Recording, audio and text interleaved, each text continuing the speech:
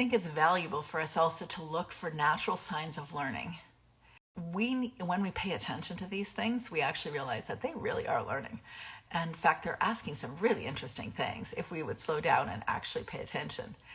If you have access to a whiteboard or just a big piece of white paper and put it up on the fridge, anytime one of your kids asks a question or asks you to show them how to do something, or they want to know about something, write it down. You don't always have to answer it right in the moment. So write down their questions. And then once a week, you can either answer it by, creating, maybe on Fun Friday, there's 1 hour where you hang out with the kids and you simply are answering those questions and getting resources designed to answer those questions. Or maybe you set aside an hour of YouTube time with the kids where you're like, okay, we're going to answer those questions. And then you discover amazing resources on YouTube.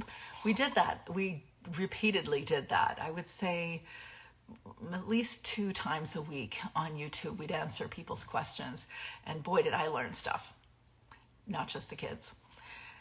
I also learned that there was value in writing the things or recording the things that they actually did, and recognizing that when they are doing things, they're learning things.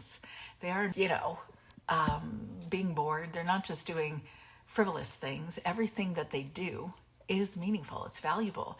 We might not always understand what the learning is attached to it.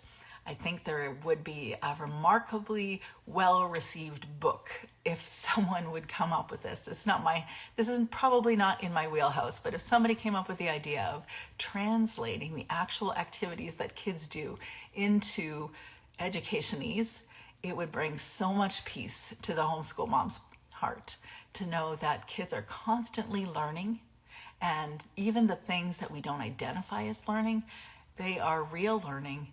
And it helps us to see that kids are constantly learning, whether or not it comes from a book. So write down the things that they actually did.